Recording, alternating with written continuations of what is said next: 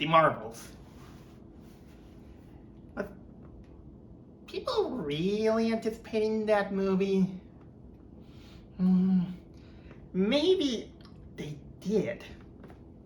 They were apparently anticipating this movie, but probably for the wrong reasons.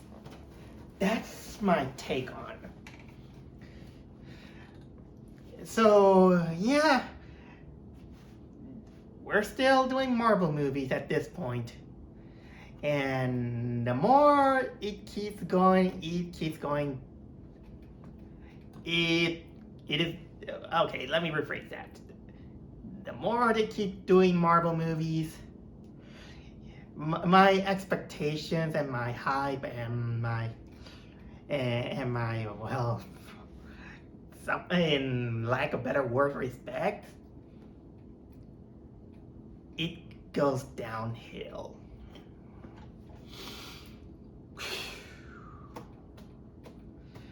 It's funny how we went for a series of movies that we were expecting that we're gonna have a blast with in the movie. Everything's gonna be so fun, but yet directions, corporal greed, saturation, because they wanted to add too much stuff that we can't go all over the place, and many other factors. It kind of kills off the mood for a Marvel movie, let alone this one.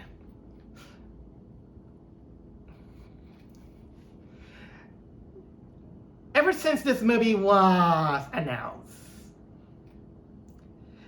it was told by many other people, mostly all those angry commentators or overly emotional people, or all these people from YouTube that they have almost nothing better to do but to complain about a movie. Okay, I'm looking myself into the mirror somehow. But I'm not exactly kind of like this kind of guy who they kind of come up with a story every day and talking about how bad the Marvel Cinematic Universe is going. No, not that kind of guy. But the point is that ever since the Marvels had its announcement, it was considered dead on arrival. People were predicting that this movie is gonna be a box office bomb, that it's gonna fail, that it's gonna have bad reviews and everything. Me, on the other hand, I'm always kind of having the doubt of not judging a book for its cover. Sometimes. Because nothing is predetermined. And also, sometimes numbers are not exactly what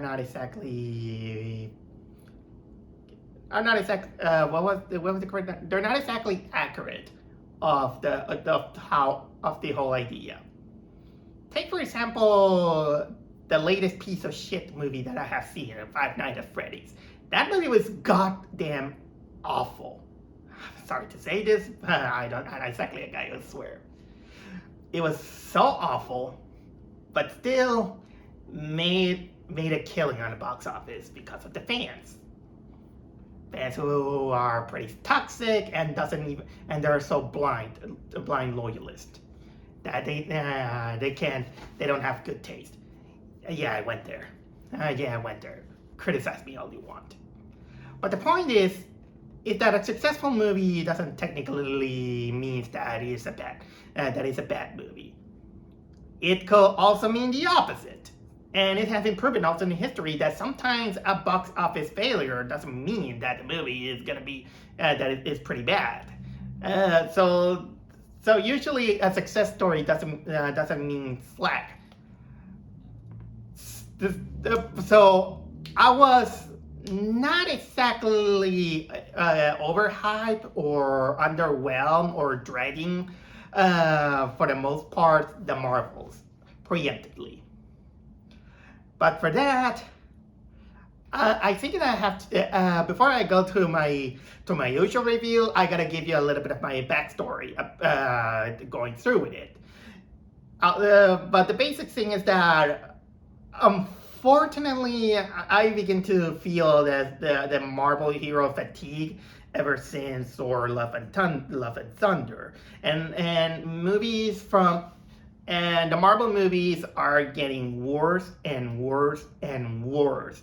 And they're becoming kind of like a victim of their own product and corporate greed, in in order, and it began to make very nonsensical movies, and it also punishes viewers if they don't see the Disney Plus series, which in itself it looked like a good idea on paper, but it made more damage to the cinematic experience than helping it. And because I'm one of those guys who boycotts Disney Plus because I don't think that is a good platform. There are times that I did. I have this subscription for 1 month, but it's been a long while since I did that. But even if I had those subscriptions, I never bother to watch any of those Disney Plus series. I never seen Loki. I never seen Hawkeye. I never seen Secret Invasions. And for the sake of the Marvels, I haven't seen WandaVision nor Miss Marvel. And I've been hearing kind of like a mixed bags between all these series. Some they say that, oh, it was fun. Some say that, oh, it's cool. And so on. And honestly, I still didn't care. I didn't care, and honestly, that didn't help me out on some of those movies in which they punish you for not watching all those Disney Plus movies. But on the other side, I did see Captain Marvel. Many people consider it pretty bad. I did remember being a little bit apologetic to that movie. Although I do begin to agree with some critics when they don't like it. And I can see there are good points in it. But still, I'm just kind of like one of those guys who not usually don't rewatch those Marvel movies. Maybe with the exception of the first Avengers and Guardians of the Galaxy, which I still love those movies. They're my favorite of the Marvel movies. And going back to Captain Marvel, I think that there are some things that it also damaged her reputation, but I'll go with that later. And but the thing is that with those in perspective, I wasn't exactly very keen from at least the first trailer of the Marvel. I didn't bother to watch the second trailer. Actually, I didn't get that on my movie theater. And unfortunately, the trailer didn't give me any favors. I mean, I could see that they were trying some things. Also, it didn't help that the movie had constant delays, constant production problems. I've been hearing a lot of things. I've been hearing that test audiences didn't like it, but that's just hearsay. I'm just saying probably rumors from what I heard. But for me, there are certain annoyances that I find for the movie, and I was even when I went to the movie theater, I was bracing myself for constant annoyances. and also doesn't help that the Marvel Cinematic Universe is going through a little bit of a social cultural peril that is being accused of becoming MCU. Yeah, you know, the typical term that they're replacing our beloved superhero with women and all this stuff. Something that they even made fun of South Park. I'll give you a little bit about that South Park into the what was it? Enter the Paniverse special, in which a lot of people kind of began to overhype that special, because it was like, hey, look at this, they're making fun of Hollywood pandering to the audience, in which they have to pander all the races, they have to fight the patriarchy, and so on, which kind of becomes Cartman's nightmare, and they begin to blame Caitlin Kennedy for that, even though Caitlin Kennedy is mostly to blame for Star Wars and LucasArts. In this case, what was the name of the guy from the Marvel thing? Do I have the name here? No, I don't see it. But it's technically the guy who's running Marvel for nowadays. But if you want my opinion on the net South Park special, I found it weak. I wasn't very keen of that South Park special. It is probably one of the worst South Park specials that there is. Don't get me wrong. If you like it, fine. But there's some mean-spirited stuff that I wasn't very fond of the South Park thing. And also, I didn't like that it didn't took a stance and they wanted to blame both sides for being kind of like the problem. I get that what they were trying to do, they wanted to showcase that, well, one thing is to blame for being hateful, and the other one for being too pandering and lazy because of the AI. Also, they wanted to cram up too much of the message that it feels so convoluted, and I didn't technically get the message. And yeah, they wanted to play the joke of Cartman like Caitlin Kennedy, but unfortunately, that plot point of Cartman Caitlin Kennedy character, it was just a wasted potential. It was such a waste. Such a waste. The only thing that it gave me a little bit of a giggle, but it's mostly because they hammer into your head that this Caitlin Kennedy Cartman just begin to say, put a chick in it, make it gay, and freaking lame. That's all, and people are beginning to praise that episode when it's not good. It's not that good. I mean, I respect Matt and Trey, but this isn't good. It wasn't exactly that good. But with that out of the way, I'm not here to talk about the South Park into the Pandaverse thing that happened, and many people are talking about it. I could even talk about that whack out Rick and Morty episode that came out this week, but no, I'm not going to talk about that one. We're here to talk about the Marvels, in which I finally see it, despite the whole enchilada that it's not going to be good and all this stuff, because honestly, I do like to go to the movies, watching good movies, bad movies, because it actually gave me some kind of opinion about it, and I tried to flesh it out. And from what I got, it's not exactly the worst Marvel movie I have seen. But that's not saying much. It's still a very, very low tier Marvel movie. Very low tier. You can tell that this movie had problems on its making, and it was made with unfortunate decisions. And the reason I can't say that it's the worst Marvel movie I have seen It's because I have seen worse.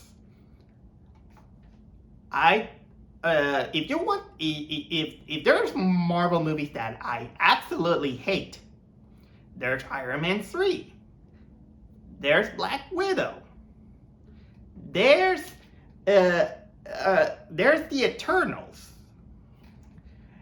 I can name 3 that are worse than the Marvels.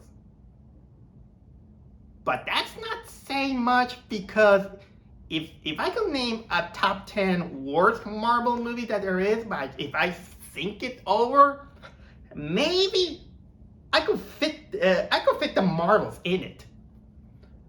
It's a very low tier Marvel movie, and I can see people coming and say that, oh, you're just hate women. You're just hating women because it has women as being superheroes. No, I don't. No, I don't. Even in anime have women that somehow they're not technically superheroes, but they come up as interesting characters. I can name you Lena Inverse, for example. She's the main protagonist from Slayers, and she is a fun character and a main protagonist that she is really good. Or sometimes in case of video games, I can name you Samus Aran, or one that comes on my head. What was the name? Lara Croft. Lara Croft is one of them. Or Zack Lilac from Freedom Planet. I love those games. I love those games. In the case of the Marvel Cinematic Universe, I don't think that the concept of Captain Marvel and Miss Marvel or how was it, the Black Widow is not bad, and I do agree that we need some new female heroes, but not in the expense of replacing the other people that we like, or on the expense of turning into an extreme feminist and trying to plan to get rid of men, because I know that there's extreme patriarchy, but there is an importance for patriarchy. But this is another can of worms that I probably don't want to open at this moment. The point is that I was trying to say is that you can blame me all you want for this one, but I'm gonna give out my my honest opinion about this movie. And if I go harsh, it's because I wanted this one to succeed. But unfortunately, there are some things that I didn't agree with it. I was even in my head putting a bingo card of some of the stuff that's gonna appear, what it's gonna pander, or something like that. And I didn't want to do that. It just kind of happened in my head. So anyway, like I said before, it's pretty hard for me to describe a Marvel movie. Because it has these convoluted plots that it's gonna be hard. This review is gonna be even harder for people who doesn't understand the cinematic universe. But I'll give it my best, because in this one we got that Carol Danvers / Captain Marvel, played by Brie Larson. She apparently gets this annoyance that after touching something in the sky that I'm not gonna go into too much into detail, and she basically begins to switch places with every time she uses her powers. She switches places between 3 characters. Like I said, Captain Marvel, her friend now having superpower, Monica Rambeau, played by Teyonah Parris, and of course, little Miss Kamala Khan / Miss Marvel, played by Iman Vellani. Why she's there? She just happened because she had that bracelet from her show that I don't know. In which it doesn't help for the people who haven't seen the series. Why does it punish you to not watch the series even if you don't feel like it? So they had this annoyance that every time these two characters, who apparently they say they have like-based powers, every time these two simultaneously uses their powers, they switch places, they trade places, no matter where they are. But this is mostly an annoyance that it kind of becomes an obstacle in the movie. So what is the real threat? The real threat, it is these people known as I think it was the Kree it was called, which is led by this woman called Darben, played by Charlotte Ashton. What she's doing basically is going to planet. In this case, like for example, it goes to where the Skrulls are living, and what she's doing is basically stealing their natural resources in order to translate those natural resources to her dying planet, in which she accuses Captain Marvel for destroying it, which I'll get to that. So basically, then it turns into Captain Marvel teaming up with Monica Rambeau and Miss Marvel, Kamala Harris. They're basically have to team up in order to stop her, and well, that's basically the plot. It's just it's a simple plot that it might have worked, but unfortunately, when you watch the movie, at least with some critical eye, you're gonna find some stuff that doesn't even make sense, or it comes off as they kind of brush it up a little bit too easily. Some things are not as big as a Marvel movie should have expected. And I think this is also kind of like one of the biggest problems of Marvel movies nowadays, is that they really pull their punches and by going big during the first three phases.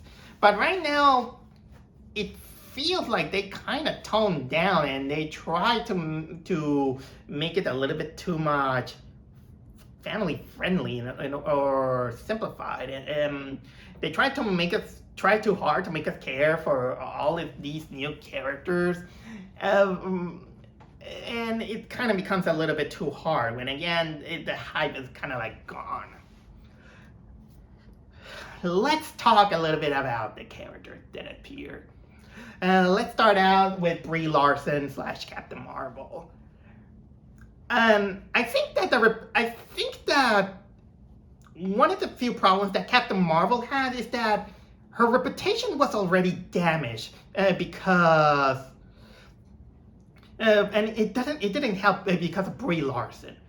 When the first Captain Marvel movie came out, and Brie Larson, actually before that movie came out, there was this criticism to this boring movie called Wrinkle in Time.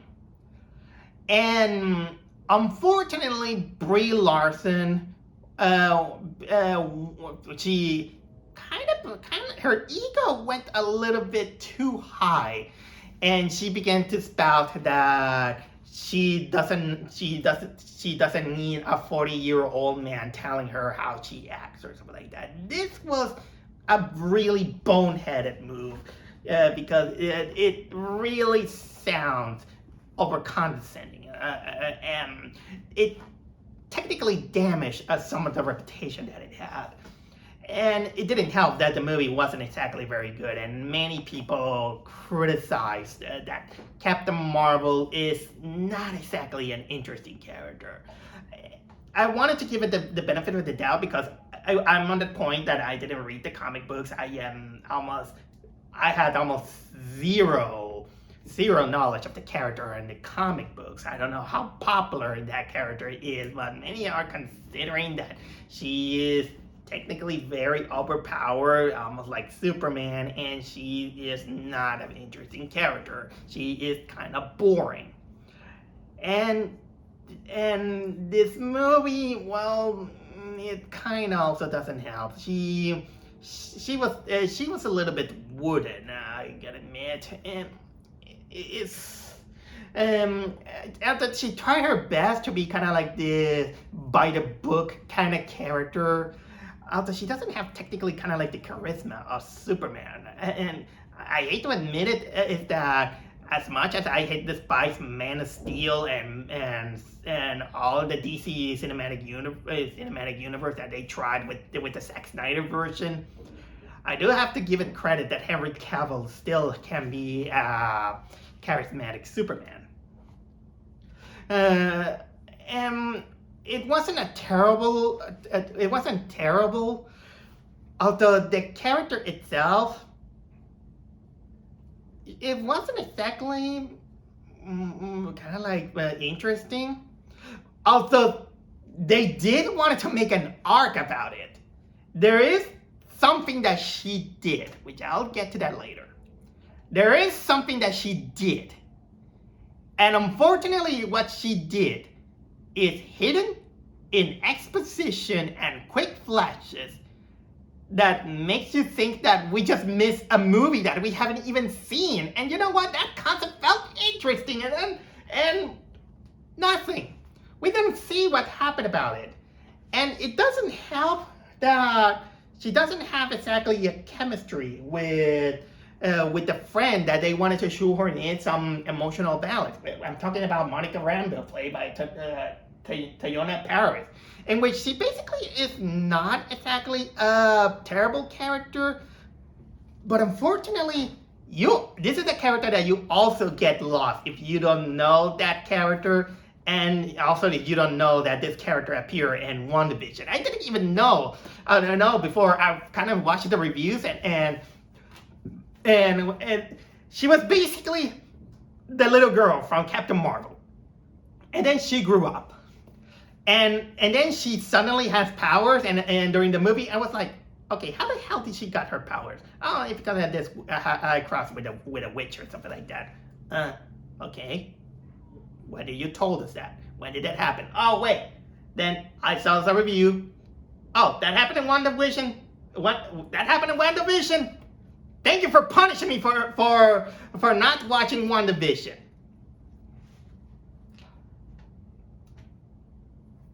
But anyway, this character comes off as a smart character, but they wanted to shoehorn in this arc in which she is basically salty because Captain Marvel made her a promise that she was gonna go back to Earth once she finished her mission, and that she didn't come back. She was blipped because of Thanos, and when she came back, her mother died, and then she begins to accuse Carol Danvers by saying that you weren't there for me. You weren't. You thought it was important. You weren't there for me. Woman, she's a superhero. Of course she has to be busy. It's almost like the workaholic parent in that it was like you don't care. You never cared about me. Okay, I was being so harsh. Because sometimes you also need some personal stuff, and you wanted to showcase that the character also needs a certain close person to be close to that. But it wasn't exactly done so much that, and they just showcase out of exposition that it just felt a little bit rocky and not exactly emotional. I mean, I'm not saying that they tried, but. And of course, he also has kind of like the superpower, like she can turn invisible, she can bring light. So she's basically a light version of Danny Phantom. Although Danny Phantom had better powers. Many people consider that her powers are a little bit inconsistent. And this is why I think that we did needed more of that character in movies, not putting us in a paywall or a streaming wall called Disney Plus. And now I'm here to talk a little bit about the elephant on the room, and that is Iman Vellani as Kamala Khan. If you want me to be honest, I never watched Ms. Marvel. I did hear mixed opinions about that one. Some people like it. Some people didn't like it. I steer a clear away about that one. It's a Disney Plus thing, and unfortunately, this movie was gonna be my introduction to Kamala Khan. And the trailer didn't do any favors. When I saw the trailer and I see her fangirling stuff, my biggest impression of her wasn't good. My first impression of Kamala Khan was not good. I found her annoying. This trailer made her like an annoying character, and I was like, really? Do we want to hang out with this character? And then I finally watched the movie, and there are some moments that she is annoying. But luckily, she began to grow a little bit on me in which the actress is not doing a bad job on her. And the character is not that it is a bad character. She's trying. But I've been hearing a lot of people praising her acting and praising her character. Yeah, but I will not sugarcoat it. I will not sugarcoat this, because as much as I'm gonna give her a pat on the back saying, nice work, kid, I have to play the bad guy by saying that the character and the way she acts, she's less a superhero and more like a superhero that came out from a sitcom of a Disney Channel show. That's the level of acting that she gives. And unfortunately, when she is annoying, she gets really annoying. But luckily, the movie knew how to pull up the brakes. I think that this character works better if she wasn't fangirling over Captain Marvel. I think that if there's some of the worst aspect of this character is her fangirling of Captain Marvel.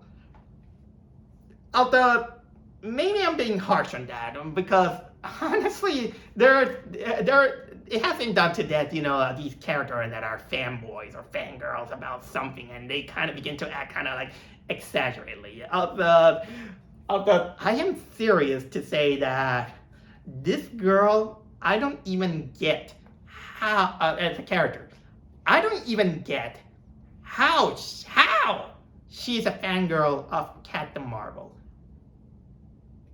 But answer me this, I don't know how, because I am the lost. I haven't seen the show, but please tell me something. How the hell this girl becomes a fangirl of Captain Marvel when, number one, most of the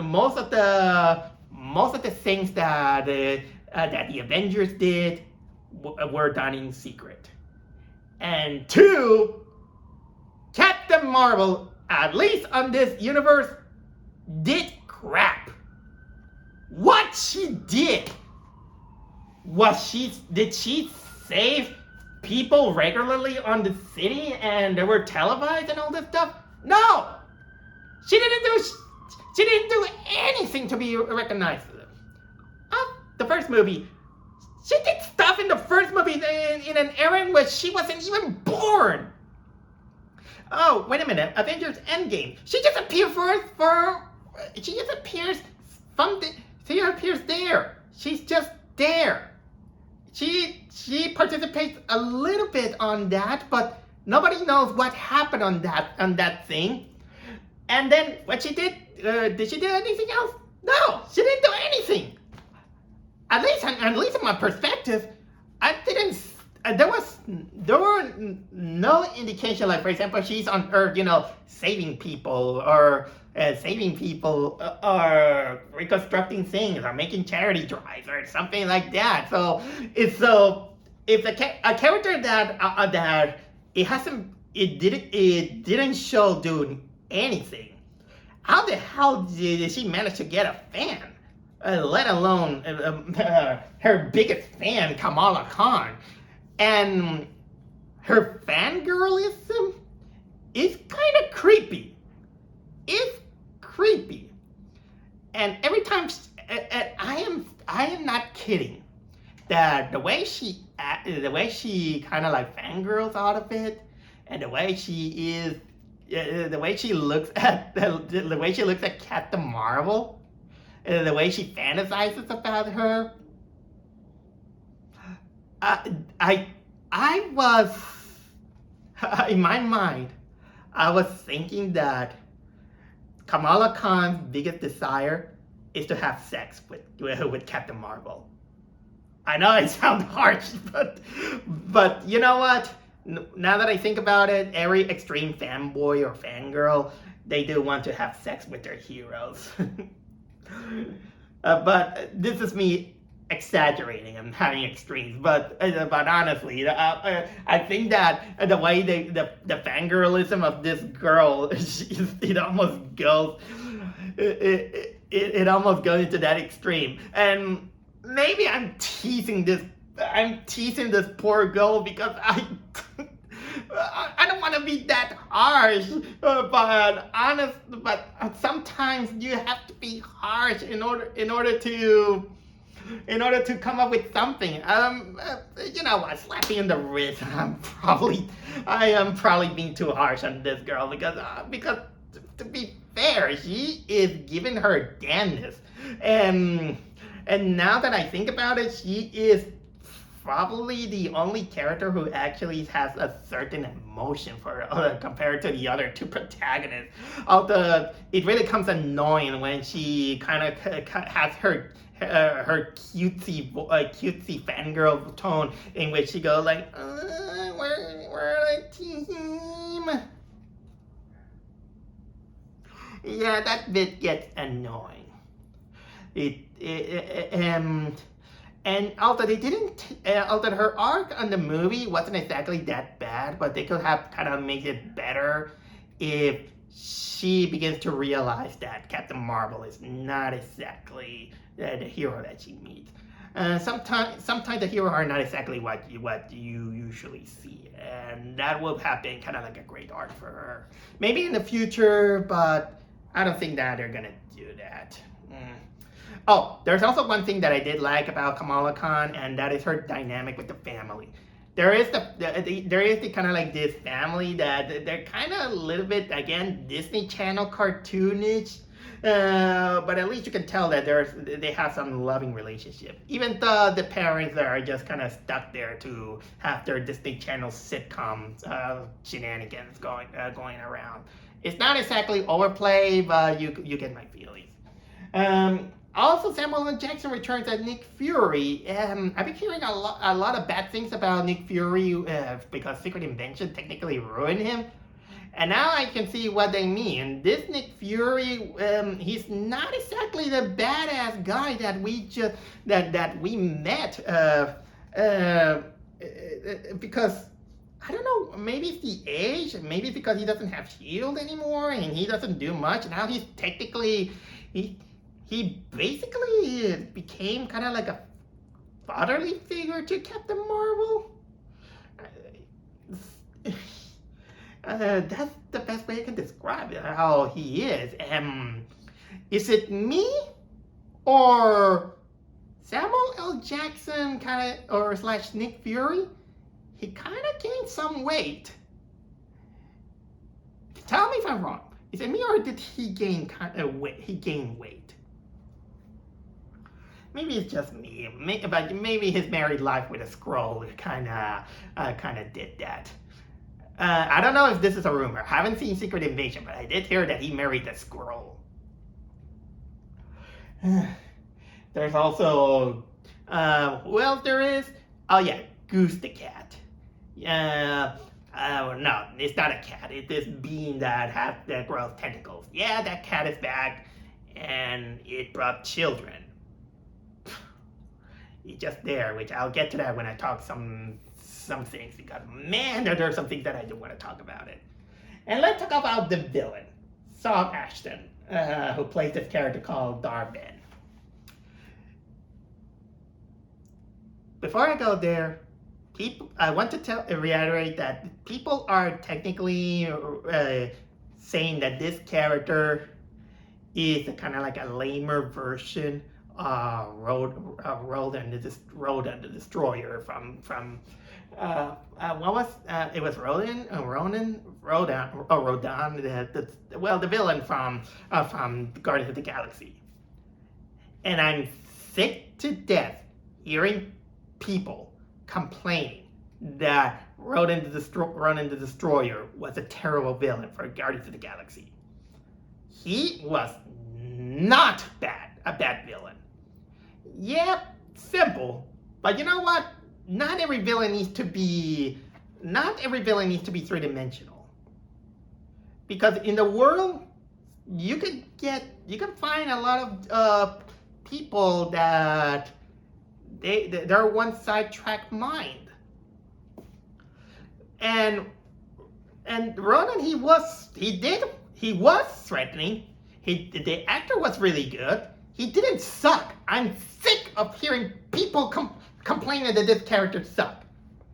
And now I think that people are gonna have these second thoughts when they see Dar-Ben. Because she really looks like kind of like a female version of Ronan the Destroyer, to the point that she dresses alike. She has a hammer that is identical to him, and apparently they didn't bother to give her makeup. And they wanted to make her three-dimensional because they wanted to make her a character that is basically trying to save her planet from Doomsday, because Captain Marvel did something bad, and she has a grudge, and she decides that she's gonna extract the natural resources of the planet that she cares. In itself, it is a grudge idea. I'll get to that more, but the character, it wasn't exactly that intimidating or threatening. Although they tried. But man, they tried. I think that these are more kind of like the characters I talked. I already talked to you briefly about the Kamala Khan thing.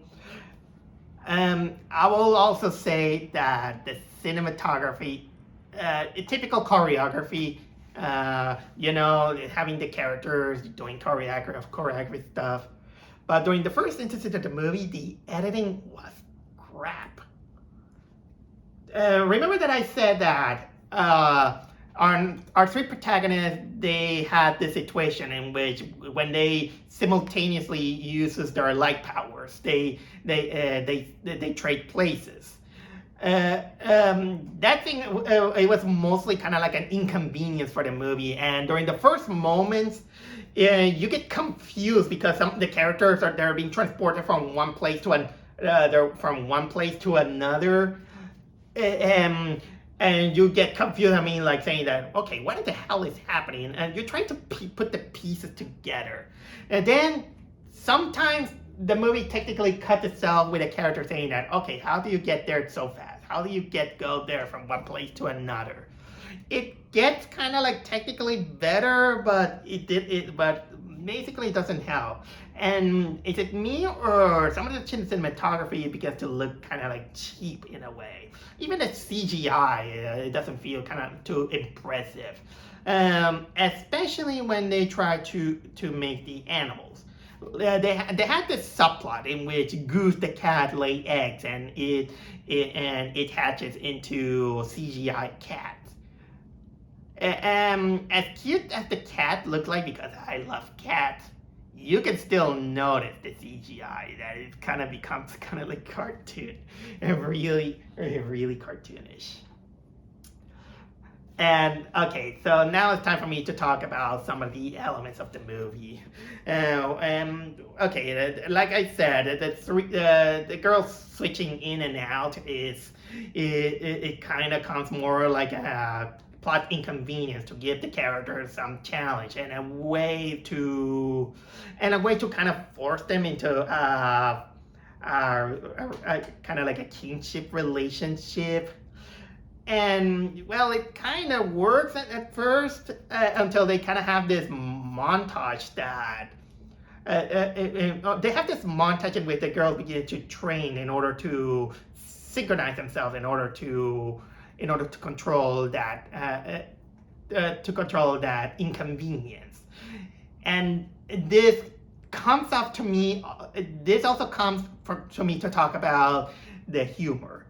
This movie is a try hard on the humor when the movie is not funny, and the girls, the chemistry is so lackluster that it comes off as not exactly terrible, but it wasn't exactly that good. It came up kind of like boring and kind of forced, and they tried. I'm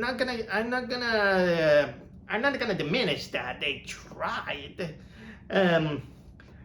Although I kind of wish they could have done a little bit more with Captain Marvel and Miss Marvel, having the kind of in a way. I think that it could be a good arc for Kamala Khan to let her know the consequences of extreme fanboyism, to see that Captain Marvel is not exactly the hero that she thinks she is.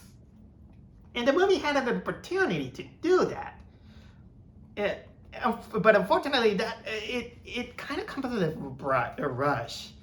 I mean, there was even a moment that I kind of appreciate in which the Skrull planet was being destroyed, and Kamala wanted to play an ideal hero by saying that she's gonna save everyone. But Captain Marvel, she had to play straight and say that she can't save everyone. They must save the best that they can. I like that part. But they kind of okay there. Again, I really tell you that the whole, I did say that the Captain Marvel and Monica Rambeau's arc felt a little bit petty in when you think about it, because I mean it is sad. We know that the character had a kind of like a sad story, that she was blipped and she didn't see her mother in her final minutes. But it goes into exposition, and it's so rushed that there is not exactly too much of an emotional impact. And also, speaking of rush scenes, this is where the villain motivation also falls a little bit flat. Remember that I say that the whole thing kind of feels like there is a movie that we just missed? Well, here's the thing, which also shows a little bit of the somewhat hypocritical about movie making. The thing is that they give us this expositional black backstory that we only see it on big flashes, in which apparently Captain Marvel, she went to this planet, and she saw that the planet was being controlled by an AI. An AI that, for the few seconds that you look at it, it kind of looked like the master computer from Tron. And she destroys it. in order to free the people. But have you ever heard the term that freedom is never free? Well, because she destroyed the AI, things got worse. The planet died. The oxygen became unbreathable, and they have no water. So the people began to blame Captain Marvel to the point that she's branded as the Annihilator. And honestly, this could have been a good plot of the movie. It could also be an interesting scene because, well, the movie wanted to make it showcase that on her self-righteousness, she made things worse. Sometimes when you try to help the people and to give them their freedom, sometimes it doesn't come off as you expected. This is what happened. But still, they wanted to paint us that the villain, of course, wanted to showcase the kind of like their hatred to Captain Marvel, and decides to suck all the natural resources of Captain Marvel's planet that she loved. But still, it doesn't cement in, because it all still kind of feels lame. It's almost when I think about it, is almost like a lamer version of the Spaceballs plan, where the only thing that this thing was missing is that giant robotic nanny vacuum cleaning the air. that could be a little bit funny. Oh, I think I'm gonna have to talk about that. I was saving this moment. Because this moment, I had to talk.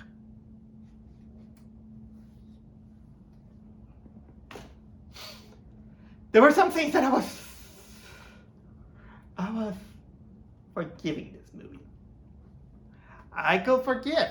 I was even managing to forgive Kamala Khan, as much that her fangirlism was a little bit annoying.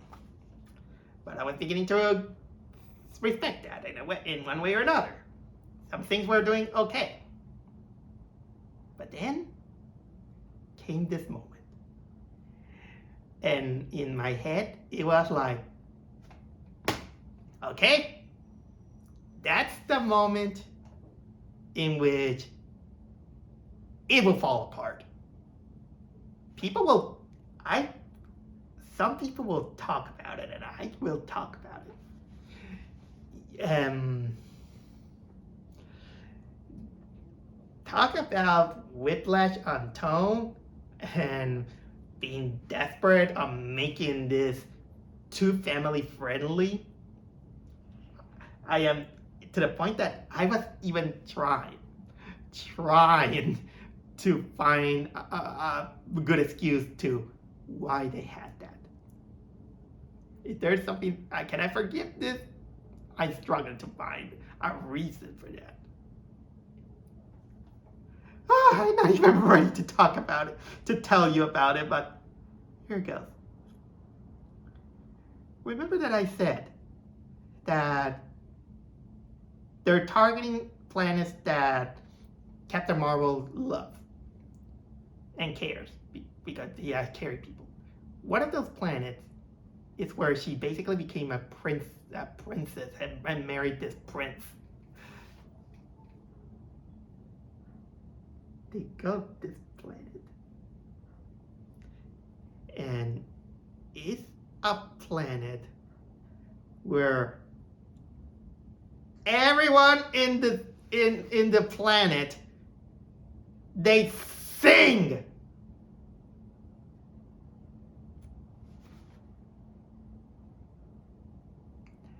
They went to a planet that is basically a Disney Bollywood musical.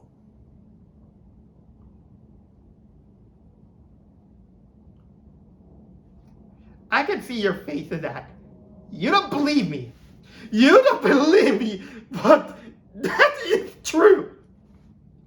They go to this planet, and everyone, they begin to sing and choreograph like it is a freaking Disney musical.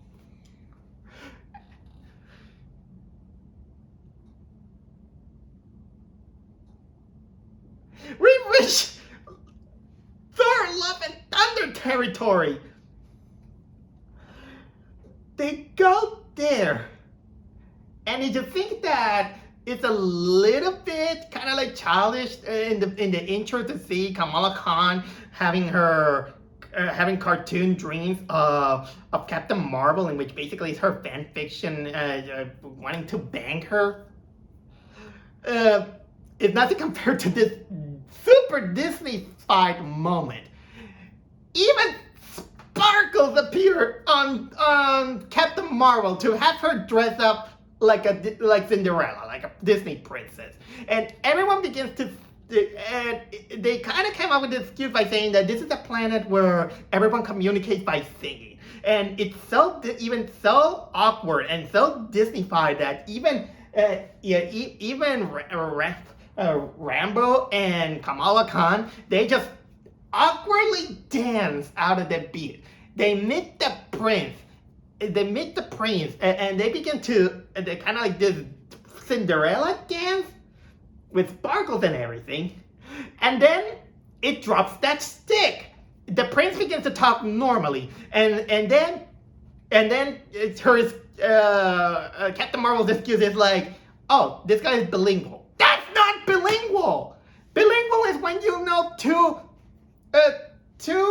languages, English and Spanish, English, Japanese, English, French, Spanish, Japanese, Spanish, Quechua. These are languages. Singing is not a language. It's not something to be called bilingual. Watch it in the dictionary. It's a way of talk. It's a way of communication, but it's not something that you call it a language to be called bilingual. Even if you want to call it a joke, I didn't even get it. It even still bothered me. And yeah, you know what? They dropped that stick. Then everybody else stopped singing. And when we get to that action scene,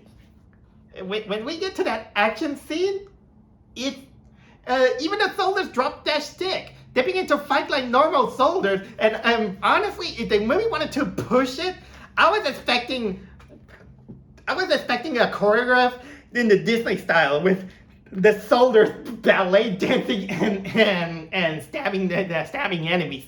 I was just expecting that, but either way, what the freak was that with that musical?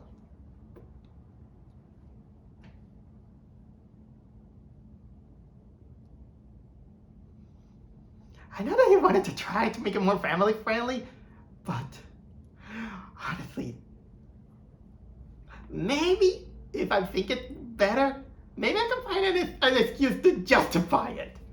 Because I did say that I do like some tonal whiplashes, but why can't I accept that?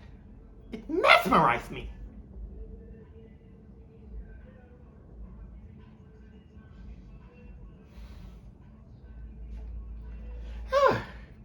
I'm gonna need a minute. Because I still... What was up with that musical?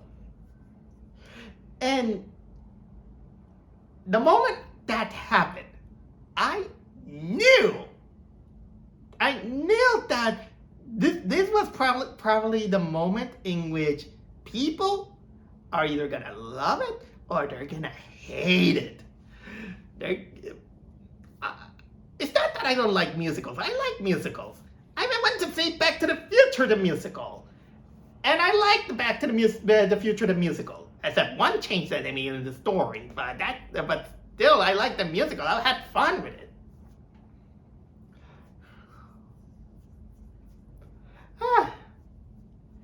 Okay. I already talked about the humor. I already talked about the cats. I think there's nothing much I can talk about it. And you know what? I don't care. I'm not gonna bother pointing the spoiler things because I think that this movie doesn't exactly kind of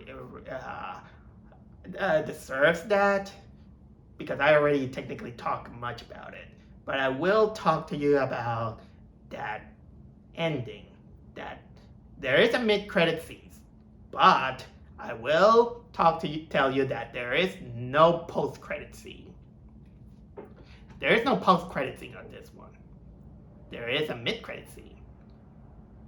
But to get that, I will say that, well, the climax they wanted to push it that, we got this, the whole satellite where Nick Fury is gonna be in trouble. And the way to do it, and a way to evacuate the whole people, this is gonna sound weird. They're gonna need the new family of Goose, the cat, the cat with the tentacle. And in a weirdly manner in which you could find it ironically funny or not, they begin to catch all these cats and the cat begin to devour all the staff in order to make them fit on an escape pod and go to Earth where they can vomit them. That is horrifying. Imagine being eaten by a Cthulhu creature and there might not be kind of like a chance to get out. Well, oh yeah, I also forgot to mention that there's also this MacGuffin, which our Ben also finds the bracelet that is technically the same as the one that Kamala has, but a little bit of lazy writing and punishing us because we didn't watch the Disney Plus series. We apparently it gives her power, and it needed both bracelets in order to break reality, like it was Superboy Prime. And as much as they wanted to negotiate with the villain, Captain Marvel, they wanted to assume responsibility for what she had done. Again, it was pretty much weak, but our main villain is like, nope, I don't want you. Take the bracelet, slam it, but it was too much power for her. She disintegrates and it breaks reality. It breaks kind of like two realities. So they have to come up with a plan in which Rambo, she has the power to seal what was broken, but she had to be on the other side. I don't know why. And of course, they use the power of the three, and Rambo, she gets stuck on the other side of reality, and she doesn't come back. And then it kind of cuts that. It goes to Illinois. It cuts to Illinois, where Miss Marvel now moves, and now she is with her. She's doing good. She is bonding with her lover. I mean the woman that she admires. I know. I'm joking. I'm joking. And two things happen. And the other thing, I didn't want it to believe, but it kind of proves that they are trying. I don't know what is wrong with you, Disney. You are trying to deny that you are basically transforming the Marvel Cinematic Universe into the MCU. And I thought it was going to be a joke, but what you're doing, it really feels like you're going with the MCU because we cut with Kamala becoming the next Nick Fury, and now she's rounding up her MCU kind of characters and starting out with this I think it was called Bishop, which is basically this bland girl from Hawkeye.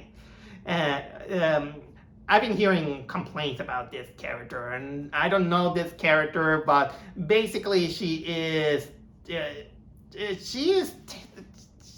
second banana of Hawkeye, and I don't know this character, but considering how she is and the criticism that she had, and the way it was portrayed, and considering how many new female characters have been introduced, and it's been a while since we get a new male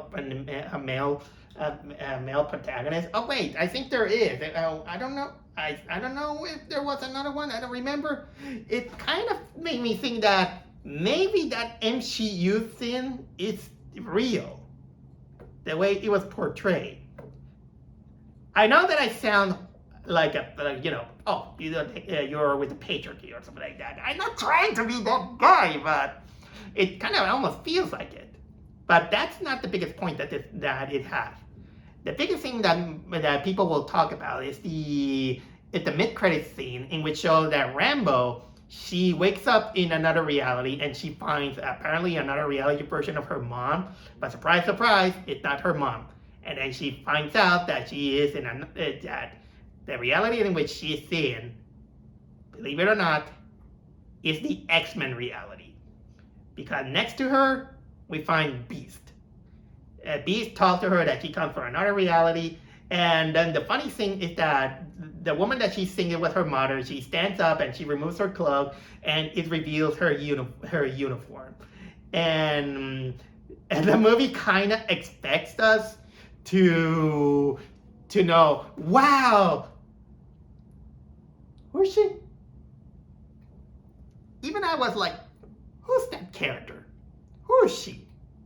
I don't know. That uniform, I'm not exactly the biggest knowledge of Marvel, but who was that character? And then I tried to put the pieces together. Okay, she's a black woman. She's bald. That uniform. I don't see that uniform. But he has some lightning bolts. She's probably an X-Men. Take it as fan theory, so don't take me seriously.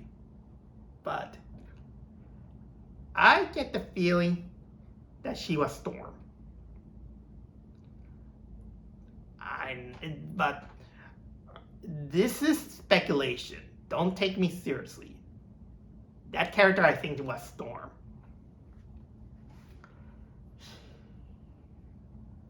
Well, I think I already talked about this marvelous movie, The Marvelous. No, I don't think that movie deserves to be marvelous. I already gave out my huge complaints that this movie has to the point. I don't sugarcoat a lot of things. When I don't like things, I don't like things. I mean, look how much I roasted Five Nights at Freddy's. And when I think about it, I think that the biggest reason I didn't find Kamala Khan as annoying as I feared it was gonna be is that I found the little girl from Friday Night at Freddy's more annoying than Kamala Khan. Yeah, there's some rough edges that needs to, but and she still, I still find this character a little bit annoying, but it's a good thing that that it broke a little bit of expectations, and I gave this character a little bit of a chance. But it still doesn't help that how bottom tier this movie is, and if concept as being one of the worst Marvel Cinematic Universe movies that there is, I highly understand. This one is, I really will go bottom tier Marvel movie. Still, I like this movie better than Iron Man 3. I like this movie better than The Eternals.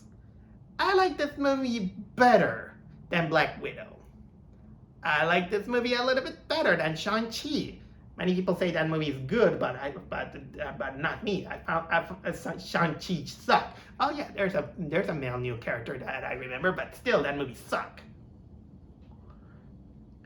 There's some aspects that I do want to have respect, but man, that when people condemned that movie as Dead on Arrival, they were kind of not kidding in one way or another. I tried to give it a fair chance, but I am not the kind of guy who go easy on many things. And unfortunately, this is what we got. This is the best that you. This is the best that you can do. Um, is this the future of the Marvel Cinematic Universe? At this point, I think we need a better reset. Or I even saw a movie reviewer that gave out kind of like a good idea by saying that let's stop making Marvel movies for years and then come back later. That's kind of like taking a break. So okay, maybe it's that, but you know what? They can't do that because they still need the actor fresh and young.